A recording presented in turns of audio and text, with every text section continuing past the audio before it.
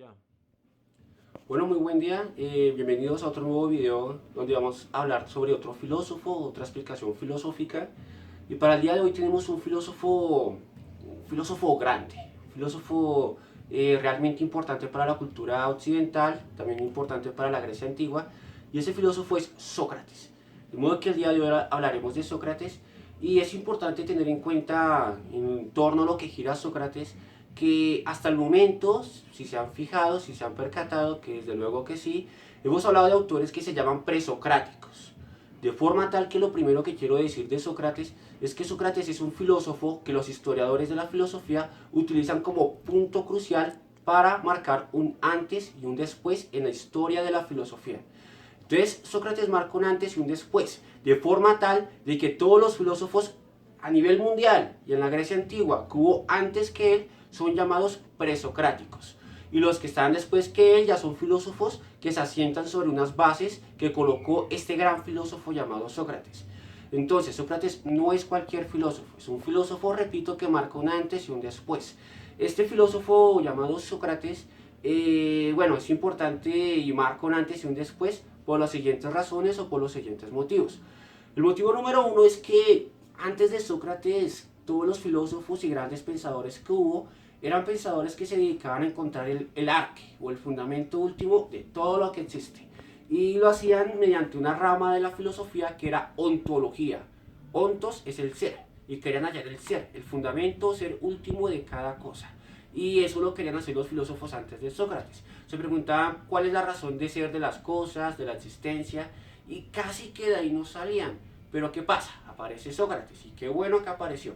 Aparece Sócrates y Sócrates da un vuelco a la filosofía. Y ahora con Sócrates la filosofía no solo es ontología, ahora con Sócrates la filosofía también tiene ética, antropología, filosofía política. Es decir, que con Sócrates la filosofía dejó de ser una pequeña rama del conocimiento que se encargaba de averiguar el porqué o el ser de las cosas para preguntarse si hay que ser bueno o malo en la ética, de dónde surge el hombre y por qué el hombre en la antropología, cuáles son las mejores formas de gobernar en la filosofía política. Es decir, que con Sócrates la filosofía multiplica sus ramas. Es una gran revolución filosófica y no es cualquier revolución.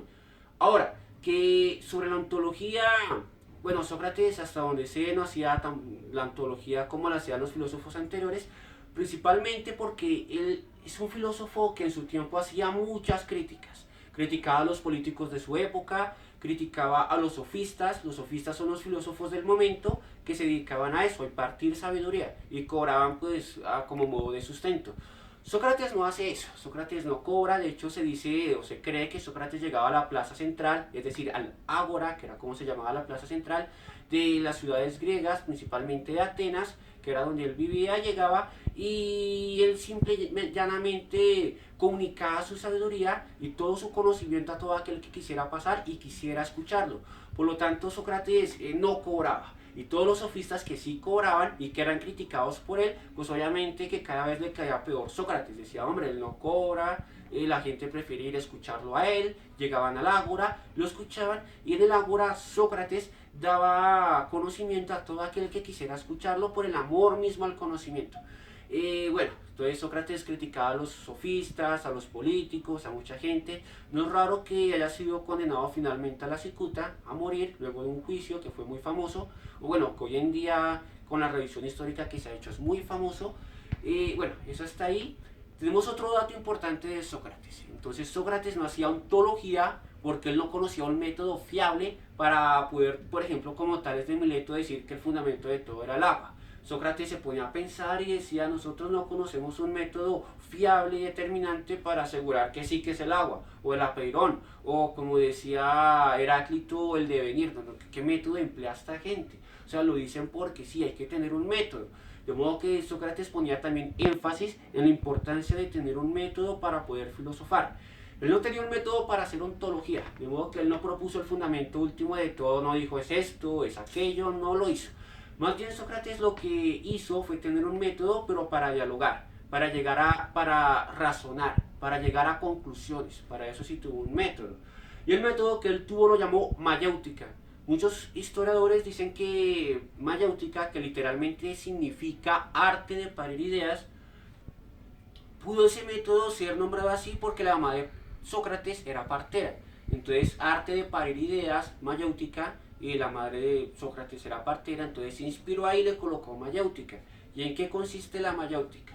La mayéutica consiste en hacer que un interlocutor, es decir, alguien con quien uno habla, llegue a sus propias verdades por medio de preguntas. Es decir, uno le pregunta a otra persona, si una persona contesta algo, uno le pregunta sobre ese mismo algo y le sigue preguntando de forma tal que la otra persona llegue a sus propias verdades. Generalmente cuando yo explicaba la mayéutica en el colegio, lo hice el año pasado, lo hice el año antepasado, seleccionaba 2 alumnos del salón, los ponía acá al frente y los ponía a hacer mayéutica, es decir, que uno le hiciera preguntas al otro para que el otro hallara sus propias verdades.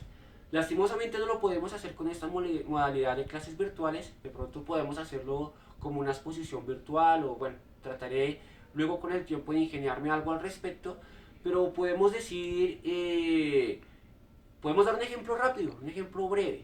Por ejemplo, a alguien se le puede preguntar, ¿qué es la justicia? Y la otra persona puede responder, hombre, para mí la justicia es hacer que se cumplan las reglas. Bueno, ¿y qué son para usted las reglas? Bueno, para mí las reglas son esas pautas de conducta que ta. Y dice si esas pautas de conducta deben ser aceptadas socialmente o si no, si deben ser impuestas por un rey, de modo que se va conociendo el nuevo político en el cual piensa la otra persona, en fin. Entonces, por medio de preguntas, la otra persona va llegando a sus propias respuestas. En eso consiste básicamente la mayéutica. Entonces, muchachos, un resumen rápido sobre esto de Sócrates. Sócrates, filósofo que marca un antes y un después. Es considerado maestro de Platón. Sócrates, además, tenía un método para hacer filosofía, más bien para dialogarla, llamada mayéutica. Y bueno, por eso por ahora, muchachos, espero les haya gustado este video. Si les gustó, no olviden colocar un like abajo, colocar algún comentario en el cual quieran profundizar algo sobre Sócrates. También sería muy bienvenido. Entonces, un abrazo gigante, las mejores energías. Nos vemos, bye.